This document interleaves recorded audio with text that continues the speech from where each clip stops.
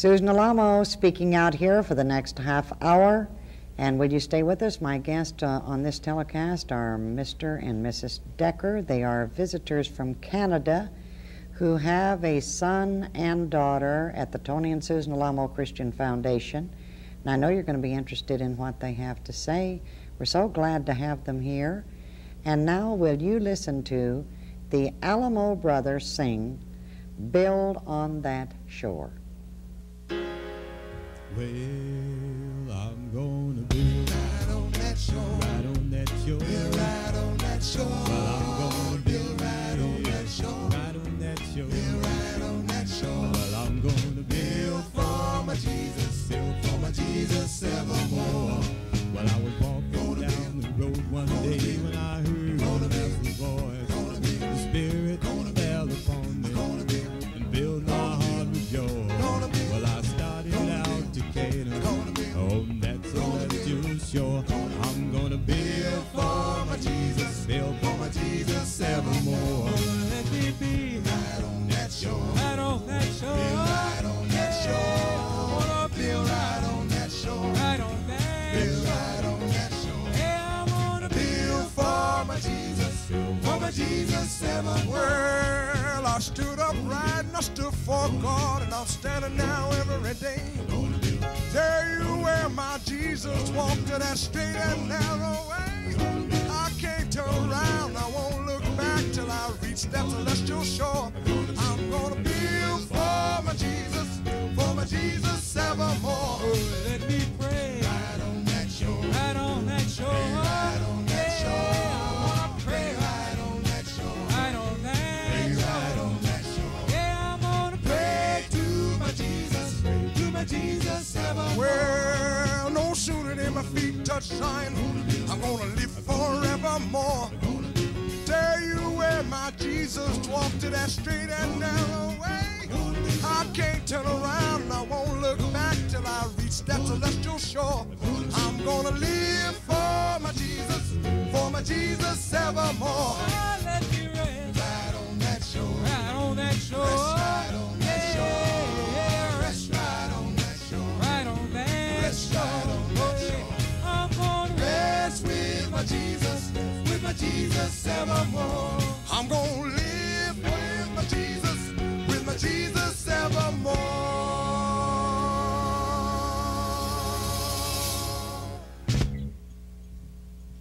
My guests are Mr. and Mrs. Decker, and we're so glad to have you here. Thank you, Susan. Thank you. This isn't your first visit. No, it's not. And it certainly isn't your first visit to the Tony and Susan Alamo Christian Foundation. You've been visitors for a lot of years now, haven't you? That's right. Just How many 12, years? 12. 12 years. First year Ron was down, we were down. Yeah, you've been coming here, or California first. California, yes. And then down here, since we've been here. I think this is our third time here. Uh-huh. Do you like Arkansas? Love it. It's too hot. It But is we hot. love California is closer, though. California's closer to Yeah, you? yes.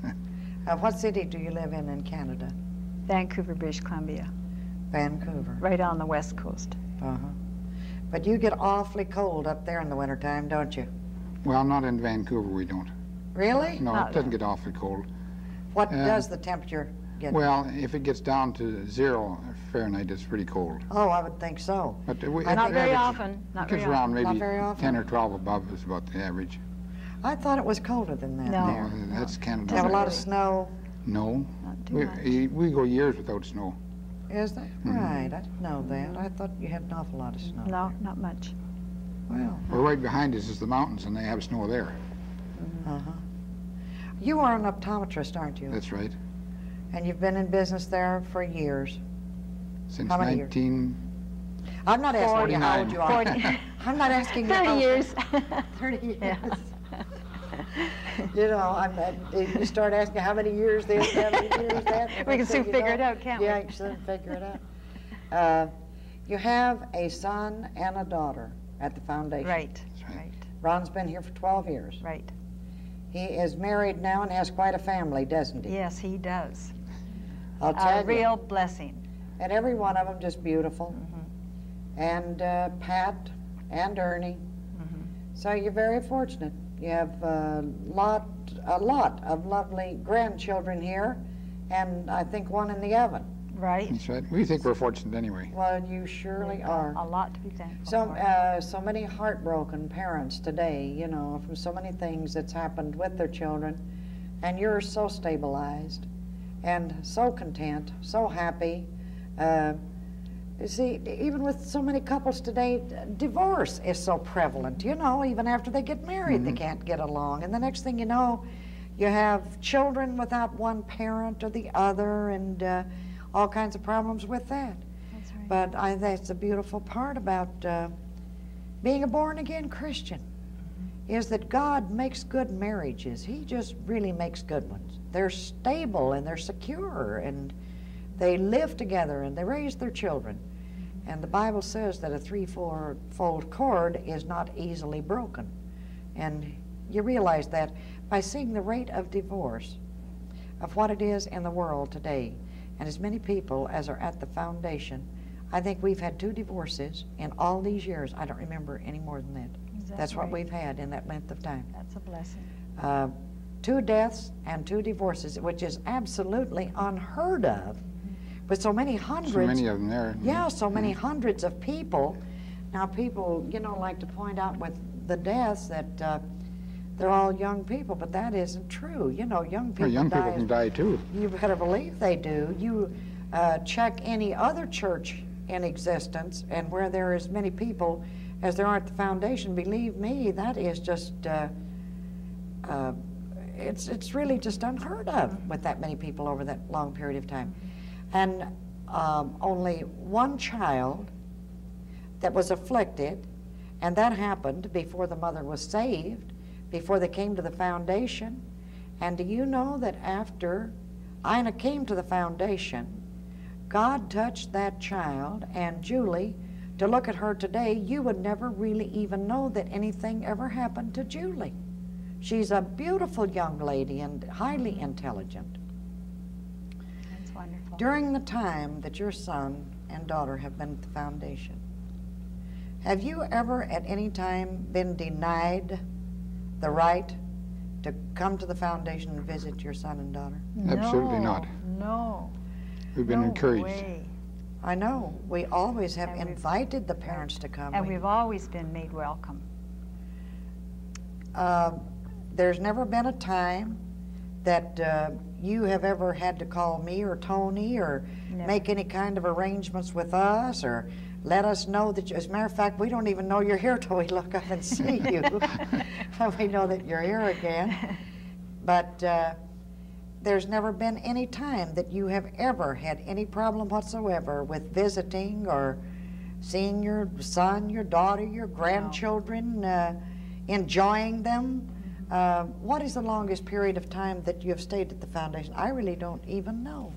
I know that we just consider you like that you're one of us, been you a know. week That, here. Well, we usually, around about 10 days, we usually stay and take off again. when are you going to be moving down We're to gone. Arkansas?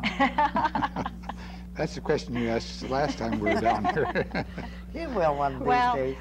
God must have a plan for us, because he's got Pat and Ron and our six grandchildren down here, and they're so far away from us. And I haven't figured out yet what it is, but someday we'll know. Oh, I'm sure. Yeah, There's a reason with everything. that's right.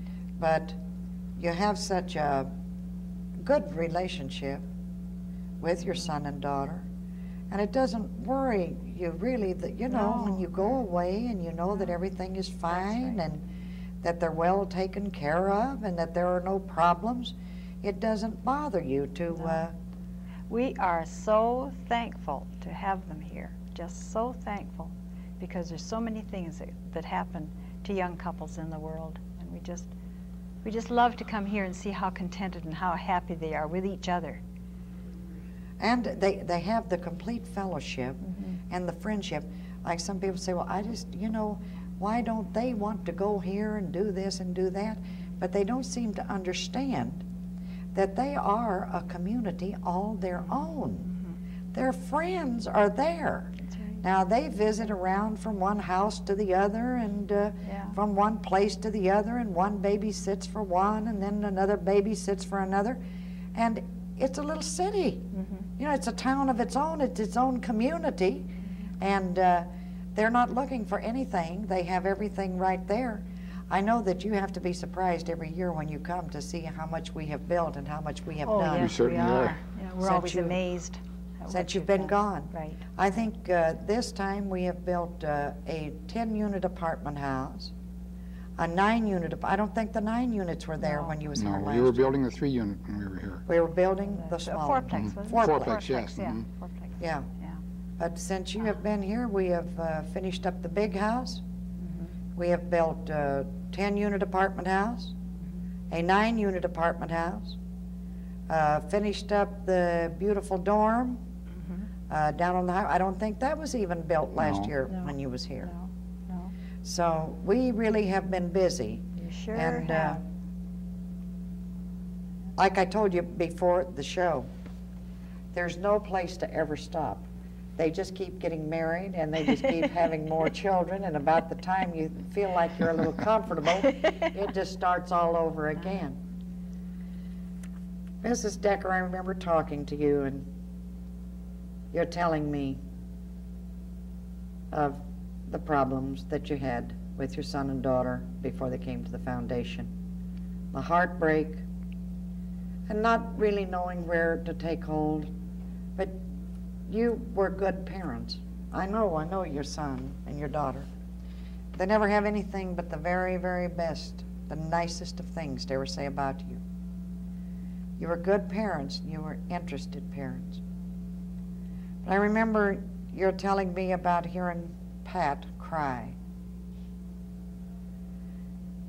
And you felt that you was doing everything within your power that you could do to make her happy and to give her the things that would give her contentment. But you knew that she wasn't. You knew that there was something terribly wrong. I remember you telling me how you started crying out to God, that you knew that He was your only help, that God had to make a move for your children, that you was helpless with it. When they're that big, we have gone as far as we can go. We have done everything that we can do. Then now Ron came to California to the church. I wrote to Patty and told her that he had found what they had been searching for. Patty came. Then both of them married in the church. Of course, have had their families there and are raising their families there. And I remember you're saying, I think you said the church that you attended was, what was it, the state was it, I know a very... The United Church? United, The United yes. Church of Canada. United Church of Canada. Yeah. And that the first time you came to our services and you saw hundreds of young people raising their hands and praising the Lord. I'd never seen that before. You'd never seen it before in your life. It was quite a difference in this Right. very staid,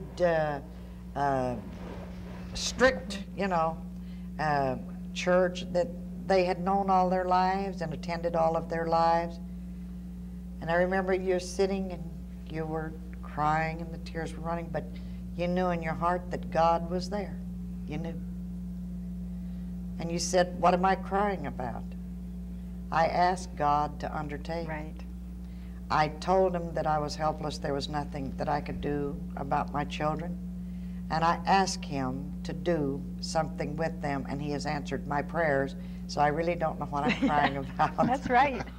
And I was He really upset did a for good job. days. They've become a fine young man, young lady, that you're proud of. And certainly you have no problems with them any longer.